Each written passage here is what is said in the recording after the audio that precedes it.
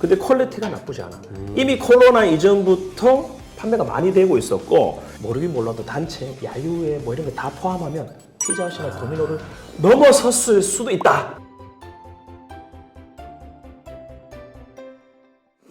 데이터 줍줍은 한 두 번째 시간으로 진행해 보도록 하겠습니다. 지난번에 이어서 이 QSR 리포트 오늘은 마무리를 하려고요. 지난번에 커피 시장에 대해서 되게 중요한 인사이트를 좀 주셨는데 요번에는 이제 치킨, 피자, 베이커리, 버거 뭐 이런 것들 시장이 있어요. 흥미로운 부분이 시장 규모를 추정한 내용이 있던데 그러니까 시장 규모를 추정하는 자료들은 꽤 여기저기 있잖아요. 그렇죠, 있죠. 근데 맞아요. 이게 얼마나 신뢰도가 있다고 볼 수 있나요? 이게 신뢰도를 평가하기 전에 이 리포트만의 사실 차별점이 좀 있어요. 이 차별점이 뭔가 하면 우리는 개인 소비를 추정하는 것이다. 기본적으로 포스 데이터 이런 부분들은 누가 구매했는지를 소비 주체를 몰라요, 사실. 누가 구매했는지를 모르기 때문에 이게 개인이 샀는지 뭐 단체에서 샀는지 기관에서 샀는지 이런 부분들을 알 수가 없죠. 근데 이제 개인이 소비하는 것들을 우리가 명확하게 알고 있기 때문에 마케팅 관점에서 대중적으로 좀 더 이제 접근할 수 있는 그런 인사이트를 뽑을 수 있다라는 게 장점이다라고 보이고 있고 꾸준히 지속적으로 트래킹을 할 수 있다. 그래서 이게 갭이 발생이 어느 정도 하더라도 흐름이 어느 정도 같이 가고 있느냐. 근데 이제 여러 고객사들을 만나다 보면 흐름이 비슷하게 가고 있는 것 같다. 그래서 우리는 나름 신뢰성이 충분히 있다. 그래서 사실 이 QSR 보고서가 충분히 도움이 되고 있구나 해서 분기별로 우리가 발표를 하도록 이렇게 결심을 하게 된 계기다라고 보여집니다. 보통 이제 시장 데이터라는 의미로 막 여러 뭐 분석 기사들이 좀 나오기도 하고 맞아요. 하는데 거기 보니까 개인이 구매했는지 단체나 마케팅으로 막 대량 구매했는지 그 데이터가 막 섞여 있다는 거 아니에요? 그렇죠, 맞아요. 섞여 있죠. 근데 이거는 이제 개인 소비자들이 실제로 소비 선호한 브랜드나 실제 자기에 맞춰서 얼마나 샀는지를 맞아요. 싹 발라내서 측정하고 있다 이렇게 보시면 맞아요. 되겠네요. 누군가가 구매했는지 이제 뭐 연령별, 성별 뭐 이런 부분들 지표들 측면에서도 개인 소비가 다 나타나는 거죠. 그래서 마케팅 전략을 세우는 데는 굉장히 좀 용이하다. 치킨 시장을 보니까 되게 역설적인 데이터가 있어요. 전체 주문액은 늘고 있는데 구매 횟수나 이 시장 규모가 좀 줄어든다는 데이터가 맞아요. 약간 역설적으로 존재하더라고요. 이거 어떻게 해석해야 될까요? 1회 구매액이 사실은 좀 늘었죠. 이 늘었는 게 두 가지 측면으로 사실은 볼 수 있어요. 메뉴들을 한번 살 때 많이 샀냐? 아니면은 가격이 올랐냐? 어쩔 수 없이 지출을 더 하게 된 거죠. 똑같은 양을 구매를 하면서도 우리가 딥다이브 해가지고 좀 분석을 해보면은 메뉴를 더 사진 않았다. 가격이 올라가지고 좀 더 1회 구매액 자체가 지금 높아졌더라고요. 고물가 영향이네요. 맞아요. 소비자들이 여러 안 그래도 먹거리가 많은데 하필 이때 작년에 맞아요. 이맘때 가격이 오르는 바람에 구매 빈도가 조금 줄었다. 그리고 라이트하게 가끔 먹는 사람들 아씨 나 이제 치킨 안 먹어.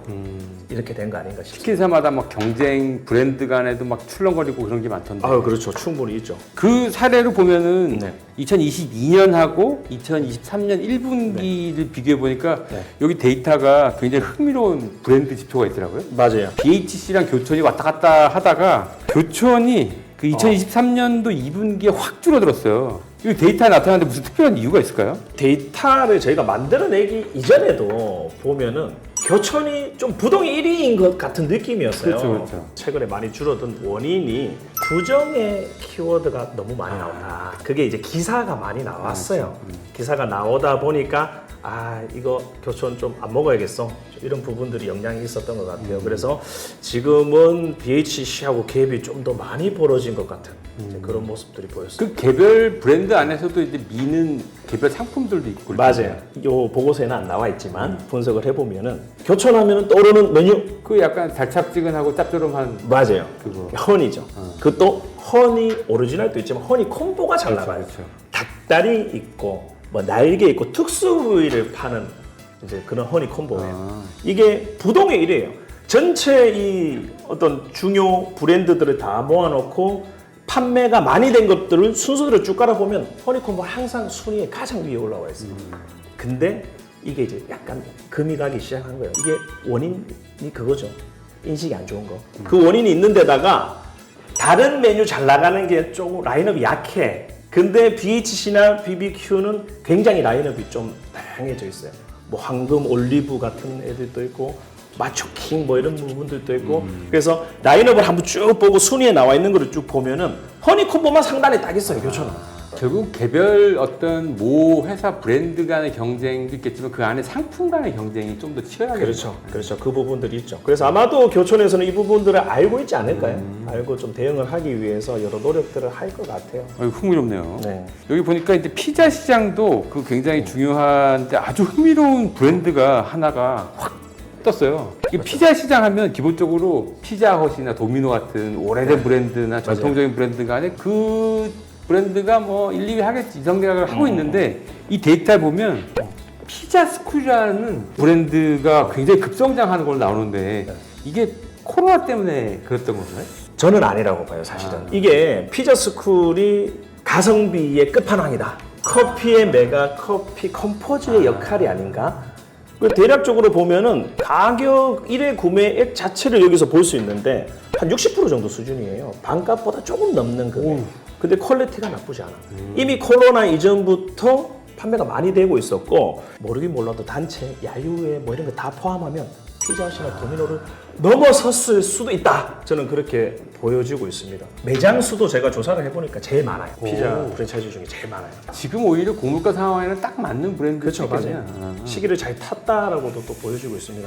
HMR 시장이라고 여기에 냉동 피자가 가성비가 굉장히 높고 이 시장이 성장을 많이 하고 있다는 데이터들을 보여주셨어요. 어떤 의미가 있을까요? 오사에서 말씀하신 그 간편식의 일종으로 냉동 피자가 나왔어요.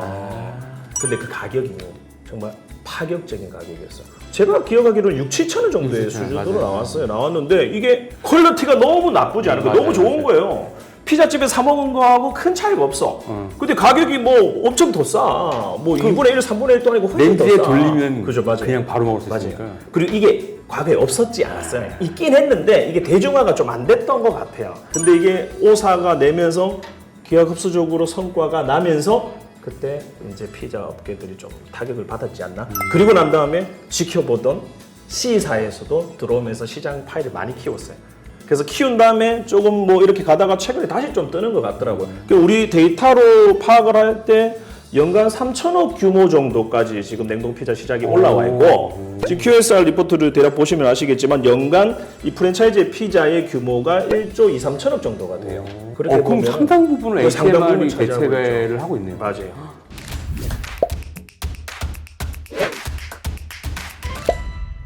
지난번까지 해서 커피 시장을 포함해가지고 4-5개 시장을 조망을 해봤는데 큰 그림이 좀 보이는 것 같아요. QSR 시장이라고 하는 커피, 치킨, 피자, 베이커리, 버거나 이제 샌드위치 시장까지 포함해가지고 큰 방향성이 있으면 몇 가지만 좀 정리를 해주시겠습니까? 3가지 포인트로 좀 요약을 할 수 있을 것 같아요. 네. 치킨, 뭐 매장하고 뭐 배달이 좀 공존하면서 유지가 될 것이다. 이 치맥이라는 이 강력한 무기들이 있고 그쪽 현장에서 먹는 거랑 대체가 좀 안 되겠네요. 맞아요. 배달하고 뭐 매장이 같이 좀 갈 가능성들이 높다라고 보여지고 있고. 그럼 치킨은 HMR 시장으로 대체는 조금 어렵다. 그렇죠. 치킨에서도 그 HMR 시장에서 잘 나오는 것들이 있어요. 근데 바로 튀긴 것만큼의 그 효과는 맛은 못 내는 것 같고 그리고 가격이 갭이 엄청 크면 모르겠는데 또 그렇지는 않더라고요. 제가 직접 사 먹어보면. 그래서 이 시장은 그래도 아직까지는 못 건들 거다 정도로 보여지고 있고 피자는 앞서 말씀드렸던 것처럼 이제 HMR의 대체 효과가 어느 정도 있고 그리고 저렴한 쪽으로 좀 더 가성비를 따지는 쪽으로 갈 것 같다. 즉 메가커피나 컴포즈처럼 커피에서 피자 스쿨의 성장도 그렇게 이해하면 되겠네요. 맞아요. 약간 그렇게 저는 보여지고 있습니다. 향후에도 피자 스쿨은 조금 더 전망이 나름 지금도 선방을 하고 있잖아요. 성과가 막 다이나믹하게 오르지는 않는데 그렇지만은 앞으로 점유율은 조금씩 더 올라가지 않을까 싶습니다. 그리고 세 번째, 이제 우리가 뭐 앞단에서 이제 피자하고 치킨만 다루고 뭐 이제 햄버거나 이 뭐 샌드위치 이런 쪽은 다루지 않았지만 요쪽에는 객단가가 되게 좀 높지는 않아요. 그렇죠. 많은 전육대로 왔다 갔다 하는 거고. 그래서 이거를 위해서 배달을 엄청 시켜 먹거나 그렇지는 않은 시장이에요. 그 데이터를 보니까 방문 비율이 엄청 높더라고요. 맞아요. 매장 치식이 엄청 높아요. 그리고 매장에 와서 치식하지 않더라도 테이크아웃. 우리가 비용이 어느 정도 돼야 배달을 하는 그런 경향성이 있고 고물가 시대에 그래도 이렇게 상대적으로 비용이 낮은 부분들은 매장을 방문해서 구매를 하고 이 라이프 스타일적인 측면에서 이런 흐름으로 계속해서 좀 가지 않을까.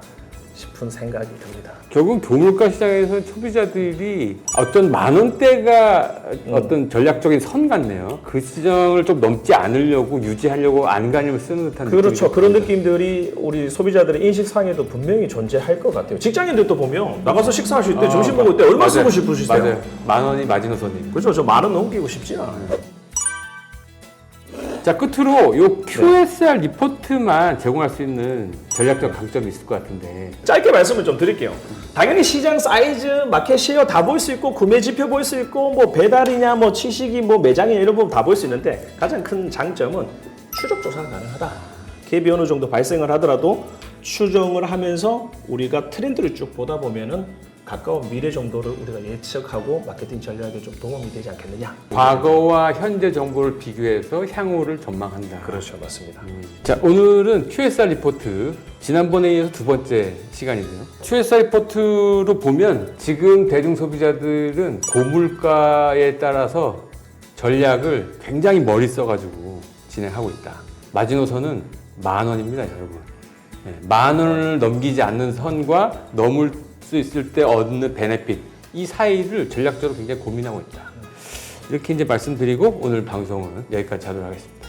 감사합니다. 감사합니다.